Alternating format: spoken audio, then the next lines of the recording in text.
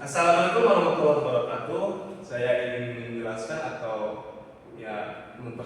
mempresentasikan tentang tugas MK hadis, yaitu tentang pemahaman akidah hadis tentang malaikat, kitab-kitab, dan koda.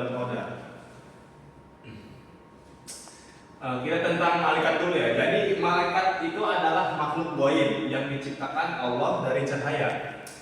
Jadi malaikat itu banyak yang menjelaskan itu ya, emang benar-benar diciptakan dari cahaya betul.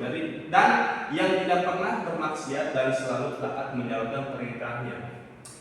Tuh, malaikat itu emang benar-benar suci ya, karena kan terbuat dari cahaya, tidak seperti manusia yang tidak banyak dosa dan segala. Jadi malaikat, banyak juga malaikat yang dijelaskan itu dalam beberapa ini gitu hadis, tapi di sini yang wajib kita ketahui itu malaikat itu ada 10. Jadi di sini saya cuma menerangkan cuma beberapa doang. Yang pertama itu ada malaikat Jibril, yaitu tugasnya menyampaikan wahyu. Yang kedua malaikat Jibril, Mikail, Israfil, Israil, Munkar, Nakir, Raqib, Atid, Malik, Ridwan. Dan seterusnya. Hadisnya ya, hadis tentang malaikat. Hadis Jibril yang diriwayatkan oleh Imam Muslim nomor 8 yang berbunyi an Umar bin Khattab qala bainama nahnu julusun inda Rasulillah sallallahu alaihi wasallam iz tala'a alaina rajulun syadidun bayadis syayabi syadidun sawadis syurbi qala ya Muhammad ukhbirni 'anil iman qala antu minu billahi wa malaikatihi wa kutubihi wa rusulihi wal yaumil akhir wa tu'minu bil qadri wal khairi wasyarri. Yang artinya Umar bin Khattab berkata, sesuatu hari kami duduk di sisi Rasulullah SAW, lalu datang seorang laki-laki berpakaian sangat putih dan berambut sangat hitam. Lalu si lelaki itu berkata, wahai Muhammad, beritahulah aku tentang iman. Beliau bersabda, iman itu adalah engkau yang beriman kepada Allah, malaikat-malaikatnya, kitab-kitabnya, rasul-rasulnya, hari akhir, dan engkau beriman kepada takdir yang baik maupun buruk. Jadi seseorang lelaki yang berpakaian sangat putih itu malaikat Jibril, dan malaikat Jibril itu bertanya kepada baginda Nabi, wahai kanjeng Nabi, katanya, beritahulah aku tentang iman. Dan kanjeng Nabi itu menjawab, iman itu adalah tadi yang sudah saya sampaikan. Baik, seterusnya hadis tentang kitab-kitab Allah. Jadi kitab-kitab Allah itu adalah wahyu yang diturunkan kepada para rasul sebagai pedoman hidup umat manusia. Jadi kitab yang diturunkan kepada Allah itu kepada umat Nabi itu ada 4 ya. Yang pertama itu ada Taurat yang diturunkan kepada Nabi Musa, dan kitab Zabur diturunkan kepada Nabi Daud. Yang seterusnya ada Injil diturunkan kepada Nabi Isa. Dan kitab terakhir yang paling sempurna, yang disempurnakan dari semua kitab itu adalah Al-Quran yang diturunkan kepada kanjeng Nabi Muhammad SAW. Al-Quran sebagai kitab terakhir yang menyempurnakan kitab-kitab sebelumnya. Hadisnya tadi cuma menjelaskannya. Jadi hadisnya itu sama kayak tadi. Kita itu kayak mengimani kita hadis Muslim lanjutan kayak tadi tuh, masih nyambung tuh. Cuman ngambil kutipan sepotong doang tentang antu minu billahi wa malaikatihi wa kutubihi. Jadi penjelasan itu, hadis ini menunjukkan bahwa iman kepada kitab itu merupakan bagian pokok rukun iman. Seorang muslim wajib meyakini bahwa semua kitab itu benar-benar berasal dari Allah, meskipun hanya Al-Quran yang masih terjaga keasliannya. Jadi Allah itu menurunkan 4 kitab itu kepada hambanya. Jadi hanya satu kitab yang benar-benar pure gitu, yang benar-benar pure langsung dari Allah gitu, turun, nggak kayak diubah-ubah lagi gitu atau apa itu, hanya Al-Quranul Karim. Yang seterusnya hadis lain tentang keutamaan Al-Quran. Jadi hadis riwayat Bukhari ya. Khairukum min ta'allama al-Qur'ana wa 'allamahu, yang artinya sebaik-baiknya kalian adalah orang yang belajar Al-Quran yang mengerjakannya dan mengerjakannya. Hadis ini menunjukkan keutamaan beriman dan berinteraksi dengan kitab Allah, Al-Quran, melalui pembelajaran dan pengamalan.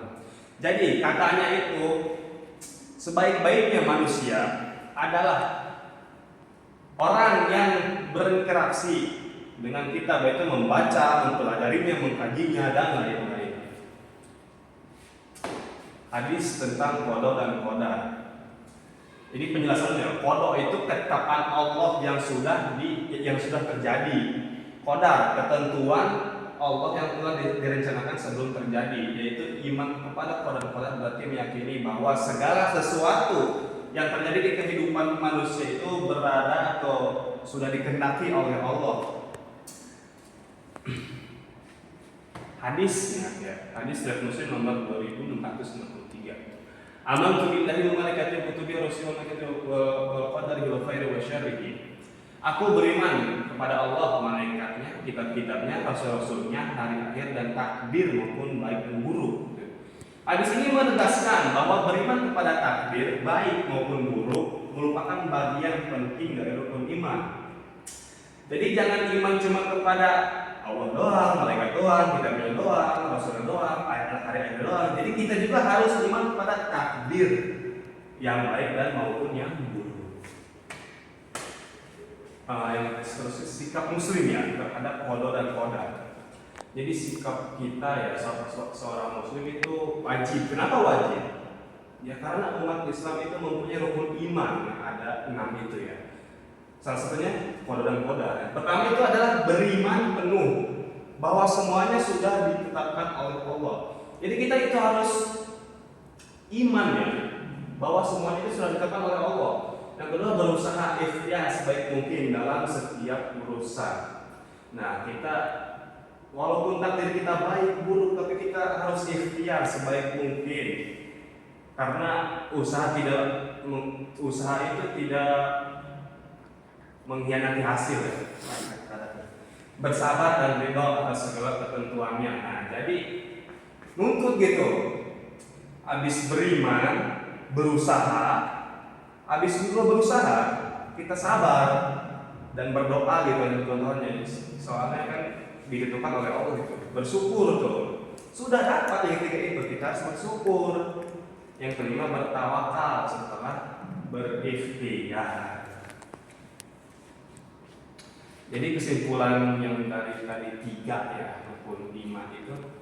Jadi yang pertama itu kan tadi iman kepada malaikat. Jadi iman kepada malaikat itu menimbulkan kesadaran akan pengawasan Allah. Kan malaikat itu ditugaskan ya, ditugaskan oleh Allah untuk kayak mengawasi kita gitu. Kan ada yang mencatat amal baik dan buruk, terus menurunkan hujan segala wahyu gitu.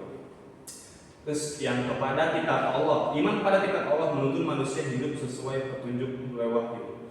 Allah juga kan sudah memberikan wahyu ya kepada kanjeng Nabi terus pokoknya di contoh ya Al-Quran gitu. Ya banyak gitu petunjuk kita di Al-Quran itu. Iman kepada qada dan qadar berarti kita menerima segala ketentuan Allah dengan ikhlas. Nah, kebanyakan nih yang suka kayak kemalingan tuh, kehilangan uang, duit, segala. Oh, cari-cari segala rupa gitu. Udah sih ikhlasin aja gitu ya. Allah juga pasti memberikan yang lebih daripada itu. Sudah ya, mungkin sekian dari saya, kurang lebihnya mohon maaf. Wassalamualaikum warahmatullahi wabarakatuh. Waalaikumsalam.